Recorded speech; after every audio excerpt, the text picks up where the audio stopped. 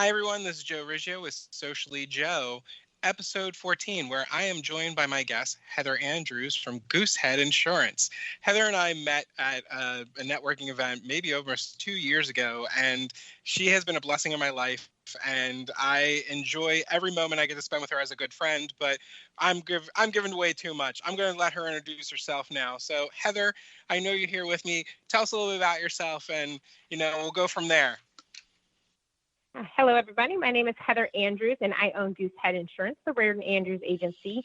And we have over 75 carriers, and our job is to protect you and get you safe through any incident your life might throw at you. Awesome. So, Heather, I know as we specified that, hurricane season's coming upon us in the Sunshine State, and obviously everywhere else in the states, too, that get affected by hurricanes. But this is a great time to talk about that. So to get into the questions right away, what is a great way to document your items in your home before actual hurricane hits? Okay, the biggest thing in any instance is be prepared. So you want to be prepared. You want to make sure that you have all your photos of things in your home. So you want to make sure you take pictures of anything valuable in your home, any important documents, and then also your insurance information in case you have to make a claim and you're not able to get back into your home.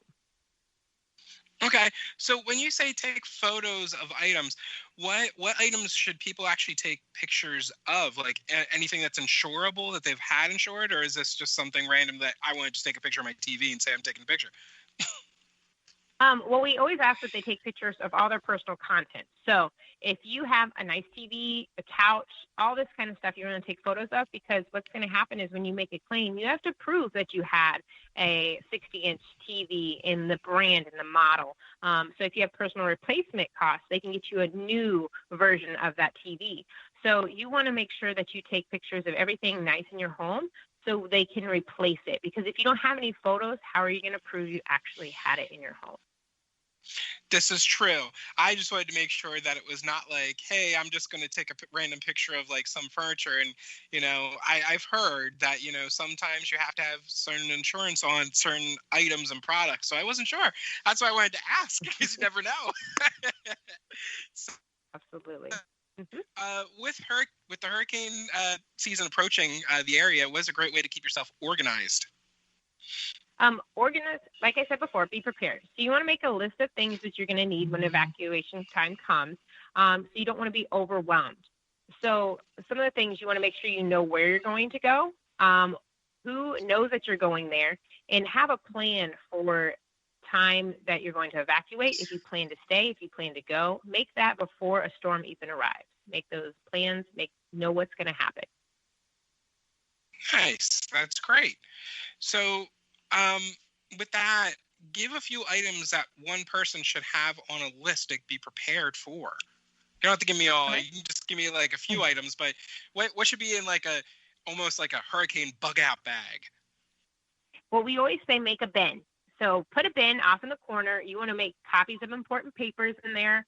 You want to make sure that you also have batteries, flashlight, radio, food and dog food, all your records of your pets up to date, because you will not be able to be in a shelter without those. So make sure you have everything you need.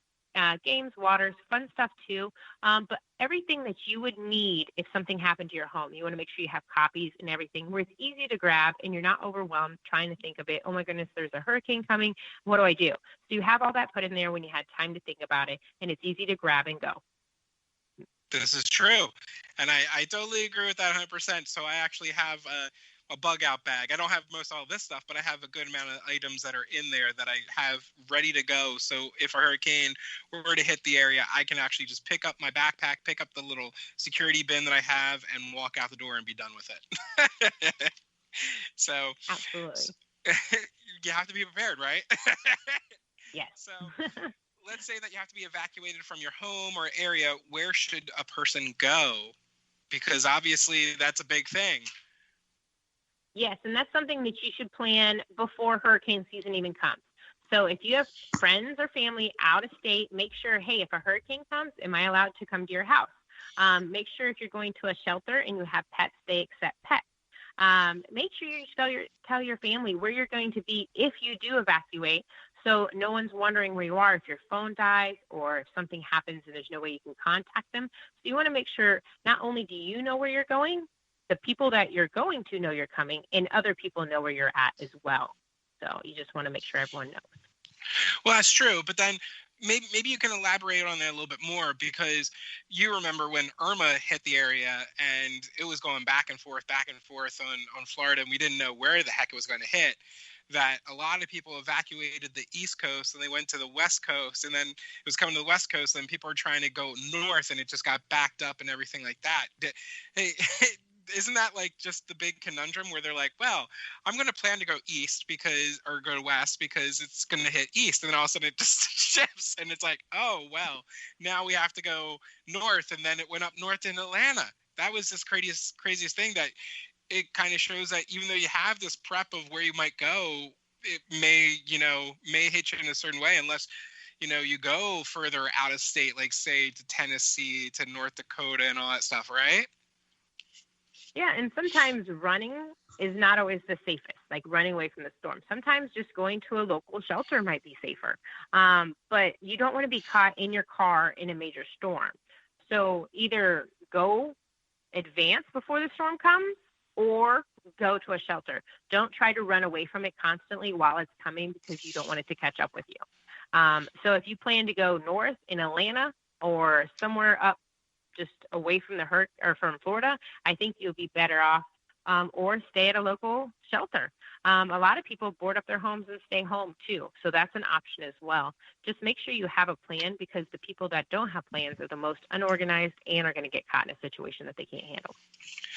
And that brings me to my next question, even though I'm going to elaborate a little bit more, is you mentioned storm shutters, that people just board up their houses and all this other stuff. Now, I know that was a thing of the past and all this other stuff, and obviously being in a new build home down here in Florida, some new builds give you metal storm shutters that they actually give you, and they have bolts in the walls that you can actually just go in there and, unscrew them, put the things up and screw them back in.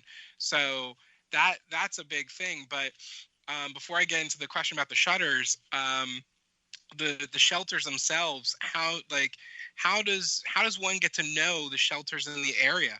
If you had to, elaborate a little bit more on that.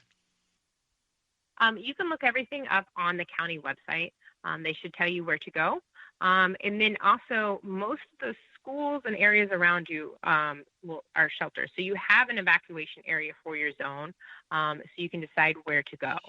So that's one of the things you do, is want to do a little research to find out where you're supposed to go, and if you can even go to that one because of pets. Because some shelters do not allow pets. You want to make sure you find one that you can. So the easiest way is to go on your county website and look up where the shelters are, so you know.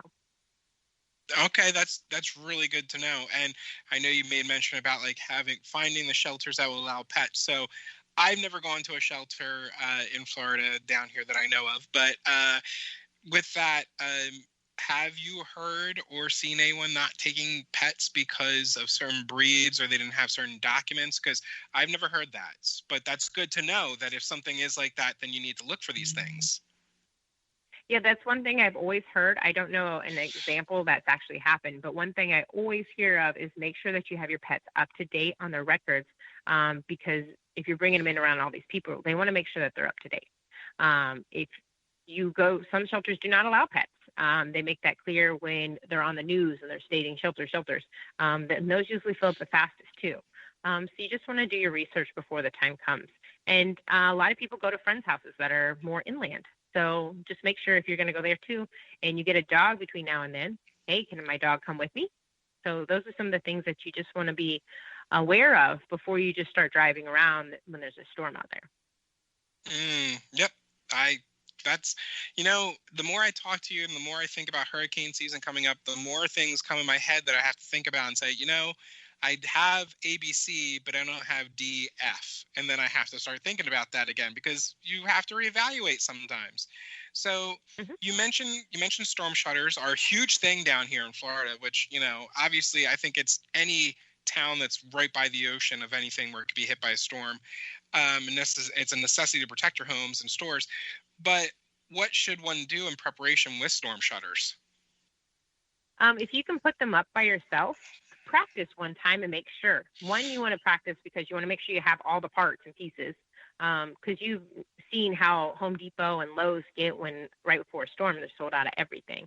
Oh So yeah. that helps you know. And make sure you have all your parts and all that stuff.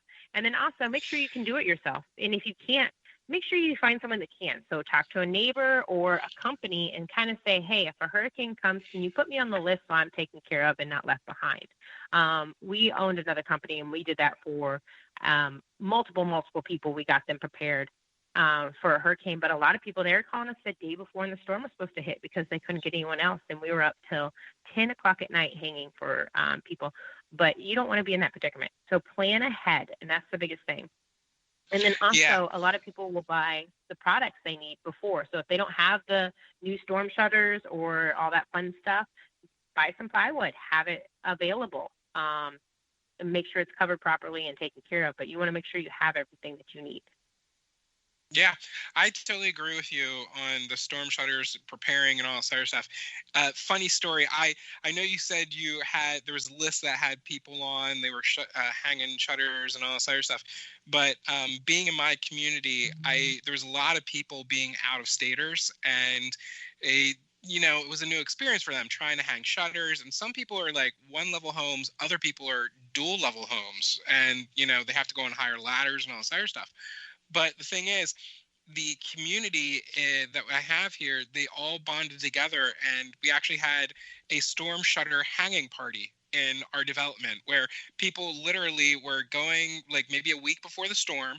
They were going out helping neighbors hang their shutters and everything like that, but they also brought drinks and said, we're having drinks. We're going to hang your shutters. We're going to have everything. It was the greatest thing I've ever seen of like a community coming together saying, we're going to help everyone hang their shutters. We're going to have a great time, but we're also going to have drinks too. Makes it more fun. Exactly, because, it gets a little boring when you have to just sit there and just unscrew and like shutters and all this other stuff. And I'm not going to lie to anyone, is being through Irma, through a storm shutter thing, is the house was completely dark, and they were the metal storm shutters. And I think we waited to put the sliding glass door in the back the last because everything else was up, but the house was pitch black. And the moment we put the final ones up, it was like a cave. You couldn't see in there unless you had lights on. So it was the moment the storm ended, we opened up the shutters like, oh, there's the sun. It was beautiful.